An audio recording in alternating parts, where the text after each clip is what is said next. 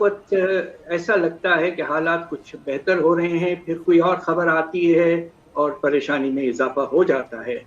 एक बिल्कुल जिसे कहते मिला जुला रुझान है। अब यहाँ आपको हम खबर देंगे, नेपरा ने बिजली 4 रुपए 92 पैसे फी यूनिट महंगी कर दी है। इजाफा फरवरी की माहाना फ्यूल एडजस्टमेंट की मद में किया गया। कि रंग पांव के नीचे से निकलती चली जा रही है। 50 साल महंगाई का रिकॉर्ड टूट गया। आप पॉलिटिकल इकोनॉमी पे भी गहरी निगाह रखते हैं। ये सारे खेल कहीं पीछे तो नहीं रह जाएंगे और ये मैशत और जो महंगाई का अजाब है ये कहीं फैक्टर इन होके लोगों के लिए last straw at the back of camel ना हो। सऊदी अरब ने $5 अरब से पाकिस्तान में सरमायाकारी पैकेज का ऐलान करने का फैसला कर लिया। मक्का मुकर्रमा में शहबाज शरीफ और सऊदी वली अहद मोहम्मद बिन सलमान के मुलाकात के एलामिया के मुताबिक $5 अरब सऊदी अरब की कुल सरमायाकारी पैकेज का पहला हिस्सा होंगे।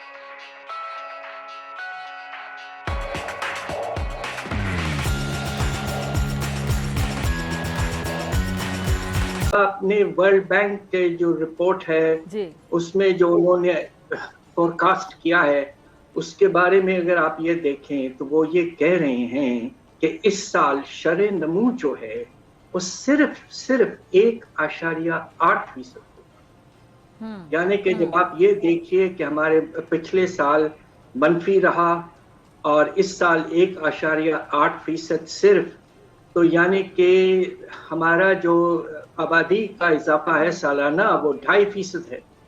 तो इसके माने ये है कि फी 10 आमदनी में अफसोस से कहना पड़ता है कि 2 साल के अंदर 3% से भी ज्यादा कमी आएगी। अब इसके नतीजे में हालात तो यकीनन हमारे जो लोग हैं, खास तौर पे जो मिडिल क्लास के लोग और जो वर्किंग क्लास और गरीब तबका जो है उनके हालात बहुत हद तक और खराब हो चुके हैं और होंगे। अच्छे से भी ज्यादा होंगे पाशा साहब जी।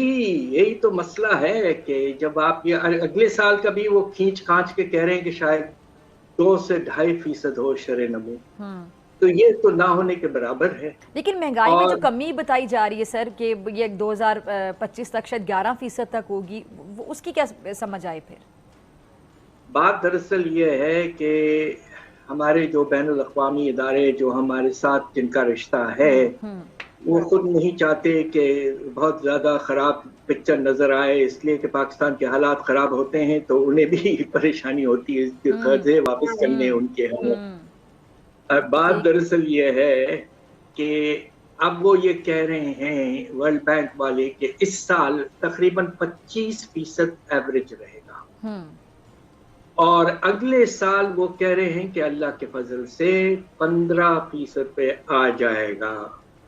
अब कैसे आएगा? IMF का एक नया प्रोग्राम हम कोशिश कर रहे हैं लाने के लिए 3 साल के लिए। ये शायद हमारे 24वें प्रोग्रामों में से सबसे सख्त प्रोग्राम होगा। अच्छा इसलिए कि हालात आपके बहुत खराब हो चुके हैं। आपको हर साल तकरीबन 22 से 25 अरब डॉलर की जरूरत है। कहाँ से आएंगे ये पैसे? आपने बिल्कुल अपने बेल्ट को बिल्कुल सख्ती से टाइटन नहीं किया तो इसके नतीजे में खतरा ये है कि रुपए की कदर में फिर से गिरावट शुरू हो जाती है। अच्छा। दूसरी तरफ टैक्सों के निजाम में फैलाव बढ़ाएंगे। वो तो IMF तो ये भी कह रहा है कि पेट्रोलियम लेवी आपने लगाई तो सेल्स टैक्स जो कम की है उसको वापस ले आए। इस तरह के फिर बिजली और गैस के निर्खों में बेतहाशा आपने कमिटमेंट किया हुआ है और होने वाला है। नतीजा ये है कि बस हम ये चाहते हैं कि वर्ल्ड बैंक वाले बिल्कुल तो कह रहे हैं कि ऐसा ही हो 15%, मगर मैं खुश होऊंगा अगर ये 18 से 20% के रेंज में आ जाए। सर ये जिस तरह मुल्क कर्जों पे चल रहा है और वज़ीर आज़म साहब भी कहते हैं कि हम कर्ज लेकर तनख्वाहें दे रहे हैं, फिर किफ़ायत शारी का भी बड़ा चर्चा, इसकी भी खुलकर बड़ी बात होती है। फिर ये जो मैंने अभी आगाज़ में एक खबर शेयर की थी, आपने भी सुनी होगी कि ये जो सरकारी मुलाजिमीन को जो 4 इजाफी तनख्वाहें देना, वो भी बाकायदा 23% शरह सूद पर कर्ज लेकर। पाशा साहब ये क्या मामला है? देखिए इसके बारे में मुझे इल्म इसलिए नहीं है कि अभी तक ऑफिशियली खबर तो आई नहीं है कि ये 4 इजाफा होने वाला है। ये बजट के दौरान ये बात होती है। सर ये वज़ीर आज़म ऑफिस के जो मुलाजिमीन हैं उनके हवाले से खबर आई है। वो उनके लिए होगा खास तौर पे इसलिए कि हमारे प्राइम मिनिस्टर साहब जरा लंबे घंटे रखते हैं, उनको ओवर टाइम के लिए शायद किया होगा, मगर पूरा निजाम में इस तरह का इजाफा गैर मुमकिन है।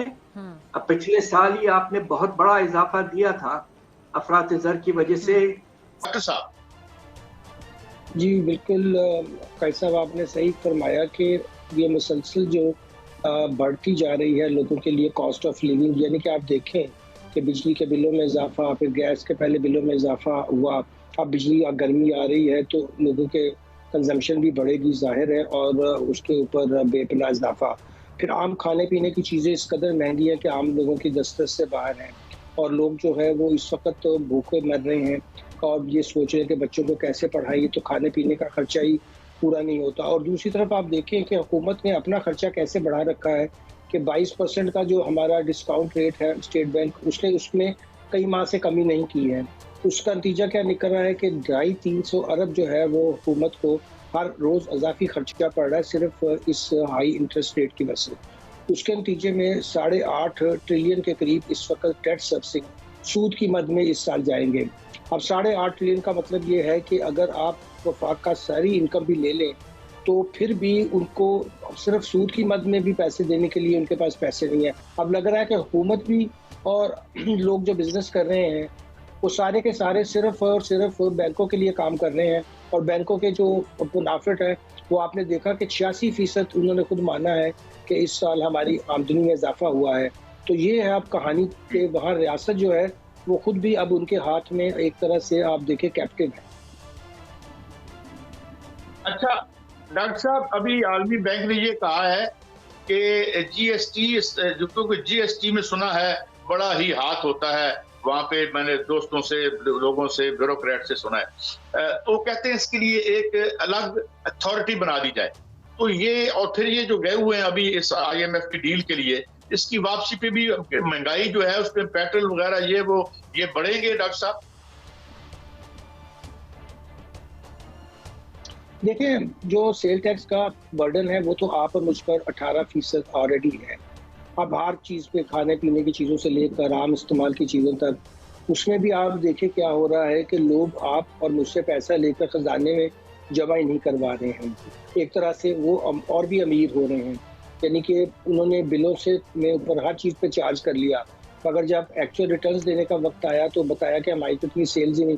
तो वो फिर आपको पता है कि हमारे जो टैक्स के काम है उनके साथ मिलकर कितना बड़ा माफिया है। अच्छा डॉक्टर साहब, एक और बात, अभी पता नहीं ये पीनट है या क्या है कि हमारे वजीर खजाना ने जाते जाते कोई जो अफसरान थे उनकी तनख्वाहों में 3-3, 4-4 गुना उनको, यानी उनको बोनसेस दे दिए हैं। तो ये वजीर ईद का बोनस जो है, तो ये पहले नीचे लोगों का बुरा हाल है और बैंक से लोन लेके दिया जा रहा है, तो ये इज इट एडवाइजेबल? नहीं, बहुत ही बुरी हरकत है। देखिए, ये खास तौर पर वजीर आजम सेक्रेटेरिएट के जो लोग हैं उनके, सारे लोगों के, गरीब लोगों के लिए नहीं हुआ।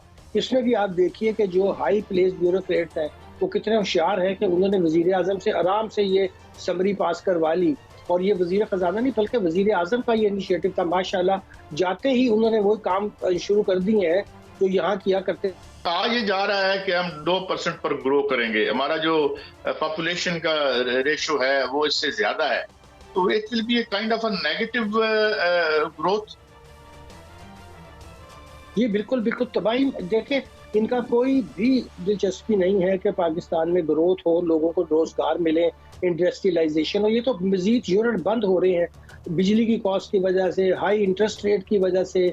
और आप देखिए कि इतने दिनों में कितनी हजार फैक्ट्रियां बंद हुई हैं या उनकी प्रोडक्शन नीचे चली गई है।